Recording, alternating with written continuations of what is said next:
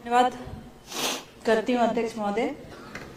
आपके संरक्षण में मुझे बेहद संवेदनशील विभाग के विषय की जिसकी बहुत आवश्यकता है मेरे जिले में, इसकी बात रखने का अवसर मिला है। अध्यक्ष महोदय, सबसे पहले तो आपके माध्यम से मैं माननीय मुख्यमंत्री जी को बहुत धन्यवाद ज्ञापित करना चाहती हूँ कि प्रदेश के सभी विधायकों को उन्होंने विशेष राशि आवंटित की है जिसके माध्यम से वो अपने क्षेत्र का विकास कर सके। रीति पाठक जी को अपना पूरा प्रश्न करने दीजिए। बहुत बहुत धन्यवाद अध्यक्ष महोदय। मैं तो अब समय काफी चला गया, संक्षिप्त में प्रश्न करो। मैं तो धन्यवाद देने के लिए खड़ी हुई थी क्योंकि क्षेत्र में मिले हैं और उसमें मेरी सहभागिता हुई है और एक बड़ा विषय है और आदरणीय मुख्यमंत्री जी ने संवेदनशील स्थल के लिए संवेदनशील भावनाओं के साथ एक संवेदनशील व्यक्ति का चुनाव किया है और उनसे हमारी उम्मीद इतनी हो जाती है कि मुझे लगता है जो सामान्य उम्मीद है उससे कई गुना ज्यादा बढ़ के होती है। माननीय उप मुख्यमंत्री जी की बात कर रही हूँ जिनके पास स्वास्थ्य विभाग का भी अमला है। अब आ जाती हूँ आदरणीय अध्यक्ष महोदय अपनी विशेष बात पर उससे पहले ये जरूर कहना चाहती हूँ कि रीवा के लिए जिस तरह से आपने चिंता की है, मुझे पूरी उम्मीद है सीधी के साथ पूरे मध्य प्रदेश की चिंता स्वास्थ्य विभाग के विषय में आपके माध्यम से होना है, क्योंकि अभी उत्तर मैंने देखा है और ये पहले सवाल को मैं अपने उत्तर से आपके जवाब से मैं पढ़ना चाहती हूँ। इसमें लिखा है कि पद पूर्ति एक निरंतर प्रक्रिया है, समय सीमा बताया जाना संभव नहीं।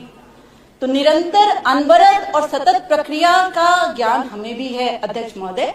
मैं बड़े ही विनम्रता से आदरणीय उप मुख्यमंत्री जी को ये निवेदन करना चाहती हूँ कि सम्मानीय उप मुख्यमंत्री जी जो स्वास्थ्य मंत्री भी हैं, मैं आपको बताना चाहती हूँ कि चूंकि आपको तो पता ही होगा हमारे सीधी जिले की स्वास्थ्य व्यवस्था हमेशा हाईलाइटेड रहती है। अभी परसों की बात है और उसके एक दिन पहले की बात है। गंभीरता से विषय को हम व्यक्तिगत रूप से चर्चा करेंगे अगर आप अनुमति देंगे तो, पर अनुमति नहीं मिल पाती है। मैं ये कहना चाहती हूँ कि इसमें 36 पद स्वीकृत हैं। हमारे जिला चिकित्सालय में जो विशेषज्ञों की बात करूं तो 36 पद स्वीकृत हैं जिसमें 12 पदों पर विशेषज्ञ कार्यरत है, सिर्फ 12 पद ही खाली है और इसमें जो रिक्त पद है उनकी संख्या अध्यक्ष महोदय 24 है। कैसे चलेगा हमारा अस्पताल?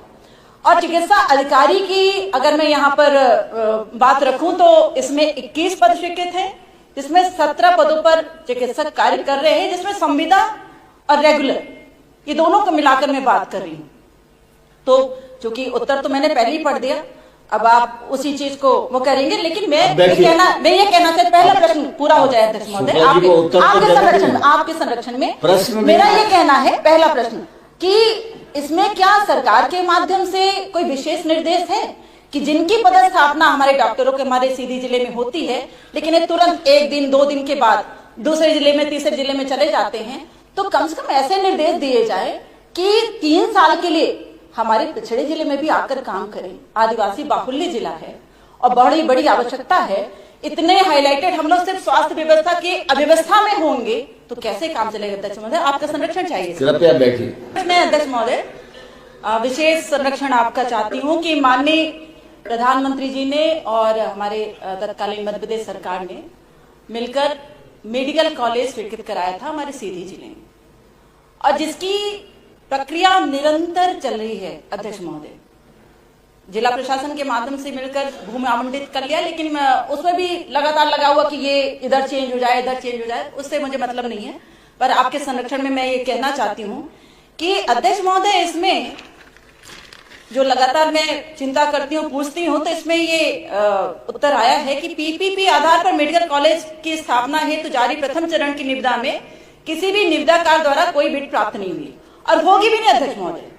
मैं आपको बहुत कॉन्फिडेंस के साथ कह रही हूँ कि नहीं होगी, क्योंकि सीधी जिला ही नहीं है इस स्तर का। आप समझ रहे हैं यहाँ पर लगातार अगर हम कुछ अच्छा करने का प्रयास करेंगे तो बहुत सारे लोग हैं जो पूरी ताकत के साथ उसको बिगाड़ने का प्रयास करते हैं। तो मेरा कहने का मतलब ये है कि पीपीपी से तो इसको हटा दें, सरकार अपने संरक्षण में ले। आप जैसे संवेदनशील जनप्रतिनिधि जो स्वास्थ्य मंत्री हैं इसको अपने संरक्षण में ले, इसको सरकार के संरक्षण में हमारे यहाँ का मेडिकल कॉलेज हो। और देखिए आदिवासी बाहुल्य जिला है, हमारे यहाँ लोग आर्थिक रूप से बहुत कमजोर हैं, इंडस्ट्री एरिया भी नहीं है, अभी तक हमारे यहाँ ट्रेन भी नहीं पहुंच पाई है। और बगल के जिले में तो आप जैसे आदरणीय जनप्रतिनिधि ने तो वो शुरू कर दिया अपना वायुयान सेवा, लेकिन हम लोग तो वैसे ही बैठे हैं बेचारे बन के। इसलिए आपके विशेष दृष्टि की आवश्यकता है। मैं चाहती हूँ प्रश्न आ गया है, मैं चाहती हूँ कि इसको सरकार संरक्षण में ले, पीपीपी मॉडल इसमें खत्म कर दे और इसमें शीघ्र कार्यवाही। एक मिनट, क्योंकि मैं ऐसा मानती हूँ कि पीपीपी मॉडल हम जैसे जिलों के लिए, सीधी जैसे जिलों के लिए उचित नहीं है। और यहाँ पर कोई भी बड़ा इंडस्ट्रियल बड़े व्यक्ति यहाँ पर अपना इन्वेस्ट नहीं करना चाहते हैं। मेरा निवेदन फिर से मैं अध्यक्ष महोदय आपके माध्यम से करना चाहूंगी कि इसको सरकार अपने संरक्षण में ले और सीधी जिले का उद्धार करे। अध्यक्ष महोदय, आदिवासी पिछड़ा जिला है, समझ में आ गया है। आयुष्मान कार्ड में माननीय मंत्री,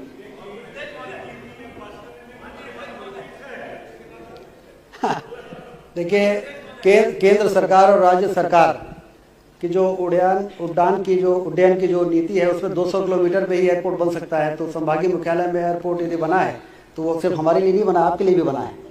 आप उसका पूरा उपयोग करिए और राजेंद्र सिंह जी भी उसका पूरा उपयोग करें। माननीय राजेंद्र सिंह जी, दो प्लेन चल रहे हैं भोपाल से रीवा, और तीसरा रीवा से इंदौर चलने वाला है 72 सीटर वाला। तो ये सब आप ही लोग के लिए किया जा रहा है। दूसरा, जहाँ तक पीपीपी मोड में, एक बार इनको बैठा के ले जाइए। कल परसों हमें जाना है, परसों आपका टिकट करा लेते हैं। तो जहाँ तक पीपीपी मोड पे मेडिकल कॉलेज शुरू करने की माननीय रीति जी ने बात उठाई है, तो ये नीतिगत फैसला हुआ है। और क्योंकि आजकल निजी निवेश को भी प्रोत्साहन करने का केंद्र सरकार भी बहुत जोर दे रही है। डॉक्टर मोहन यादव जी की सरकार भी उसको बहुत तेजी के साथ आगे बढ़ा रही है। और निजी पूंजी निवेश में भी जो मेडिकल कॉलेज खुलते हैं माननीय अध्यक्ष महोदय, उसमें भी एडमिशन तो 80% बच्चों का फीस तो सरकारी जमा करती है। 80 to 90% फीस तो सरकार जमा करती है, तो बच्चों को कोई परेशानी हो रही नहीं है। और उनके जो अस्पताल खुलते हैं, उस अस्पताल में भी आयुष्मान कार्ड योजना से 80 to 90% गरीबों का इलाज उसी प्रकार से होता है जैसे सरकारी अस्पताल में होता है। तो इसलिए कोई भी निवेश आए, किसी भी मॉडल से कोई भी मेडिकल कॉलेज बन जाए, इसका हम लोग प्रयास कर रहे हैं। एक बार टेंडर किया था, कोई आया नहीं। और नम्रता के साथ कहना चाह रही हूं। और दूसरा, क्योंकि सिर्फ 12 जिलों में ये पीपीपी बोर्ड में मेडिकल कॉलेज खुल रहे हैं, तो 12 जिले के जितने भी जनप्रतिनिधि हैं उनके लिए भी ये जवाब, आपने ऐसा सवाल पूछा है जिसका जवाब कई लोगों को मिल रहा है। तो 30 मार्च तक दूसरी बार जब ऑफर आ जाएगा तो उसमें ये मालूम क्लैरिटी आ जाएगी कि कौन से जिले में निवेश करने के लिए लोग रुचि ले रहे हैं, और उसके बाद फिर आगे निर्णय करेंगे। पूरा प्रश्न को समाप्त करें। जो नीतिगत फैसला है, आने वाले समय पे यदि उस नीति पे कोई पुनर्विचार करना होगा, तो आप तो बहुत ही वरिष्ठ हमारे विधायक हैं, आपके साथ बैठ के, मुख्यमंत्री जी के साथ बैठेंगे, आपके साथ बैठ के जो जरूरी निर्णय करना होगा, नीतिगत फैसले में यदि कोई बदलाव करना होगा तो हम लोग चर्चा कर लेंगे। डॉक्टर अभिलाष पांडे जी।